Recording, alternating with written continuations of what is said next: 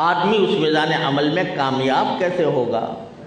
ایک تو وہی بات ہے جو میں نے عرض کی کہ اخلاص سے کہی گئی وہ بات. صرف اخلاص بھی تنہا کافی نہیں، تنہا اخلاص بھی کافی نہیں، جبکہ عمل سنت کے مطابق نہ ہو.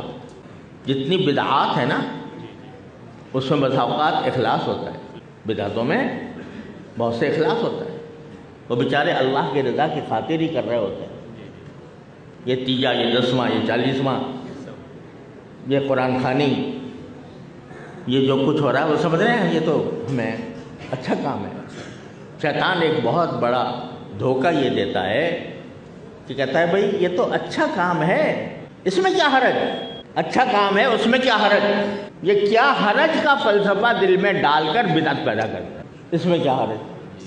ہم قرآن پڑھ رہے ہیں، کیا حرج ہے اس میں؟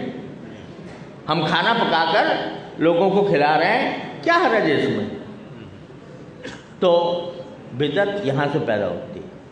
اخلاص ہے، راستہ صحیح نہیں، لہذا وہ بدعت جو ہے وہ انسان کو اس عمل میں کوئی وزن پیدا نہیں ہوتا. مجھے اپنے والد ماجد رحمۃ اللہ علیہ کی ایک بات یاد آ گئی،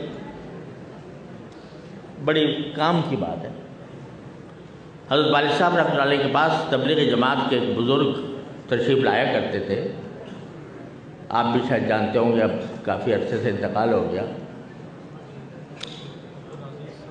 حضرت شیخ عبدالعزیز صاحب شاہجو دعاجو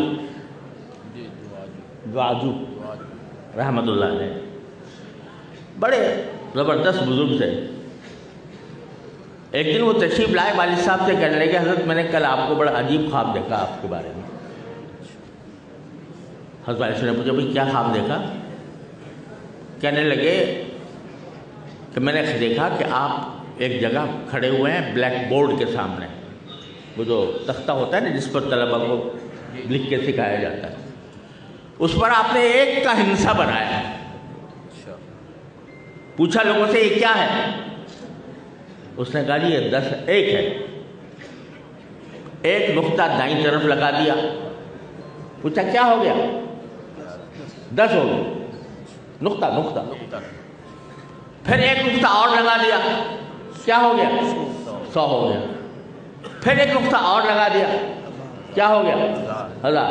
اور لگا دیا 10,000، اور لگا دیا 1,00,000، اور لگا دیا 10,00,000.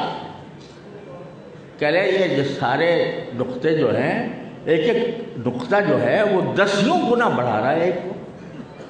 اب مٹا دو ان کو. اب وہی نقطہ بائیں طرف لگایا، تو پوچھا کیا ہوا؟ کہ یہ تو آشاریہ 1 ہو گیا. آشاریہ 1 کے کیا معنی؟ 1 کا بھی 10واں حصہ. اور لگاؤ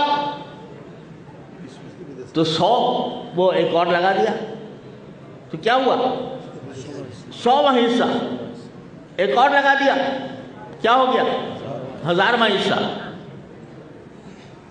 اور لگا دیا تو 10,000واں حصہ.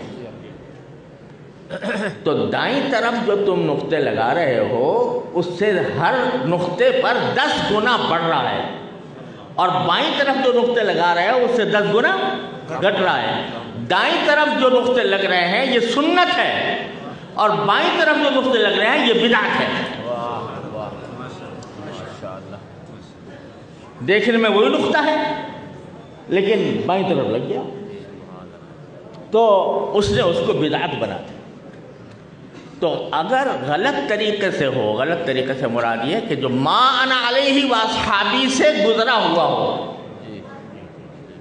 تو وہ چاہے دیکھنے میں اچھا عمل معلوم ہو رہا ہو، وہ اللہ کے ہاں اس کی کوئی قدر و قیمت نہیں. میں مثال دیا کرتا ہوں کہ اگر آدمی کوئی مغرب کی 3 رکعتیں ہوتی ہیں، کسی کے دماغ میں خیال آئے کہ یار یہ 3 رکعتیں جو ہیں یہ تو کچھ اور قسم کا عدد ہے، پورا 4 کرنا چاہیے، تو 3 کے بجائے وہ 4 رکعتیں پڑھ لیتا ہے مغرب کی. بتاؤ اس نے کیا برا کیا؟ کچھ قرآن زیادہ پڑھا، کچھ ذکر زیادہ ہوا، ایک رکوع زیادہ کیا، 2 سجدے زیادہ کیے، درود شریف پڑھا تو بظاہر تو سب کیا ہے؟ نیک کام ہے نا، لیکن نبی کریم سرورت عالم صلی اللہ علیہ وسلم کے بتائے ہوئے طریقے کے مخالف ہے۔ اس واسطے وہ چوتھی رکعت کا تو کیا ثواب ملتا، وہ 3 کو بھی لے ڈوبے گا، کیونکہ نبی کریم صلی اللہ علیہ وسلم کے طریقے کے مطابق۔ تو 10 یہ ذرا اس طرف میں توجہ دلانا چاہتا ہوں کہ قول میں بھی یہی بات ہے۔ قول ایک تو اخلاص ہو اس میں، دوسرے اعتدال ہو، دوسرے اعتدال ہو، حق سے نہ کم نہ زیادہ، حق سے ایک درجہ کم نہ ہو، ایک درجہ زیادہ نہ ہو۔ اگر کوئی شخص غیرت حق کے نام پر، غیرت حق کے نام پر کوئی کلمہ اعتدال سے نکلا ہوا کہہ دیتا ہے تو وہ اعتدال سے نکلا ہوا کلمہ بھی وزن ہوگا اللہ تبارک و تعالیٰ۔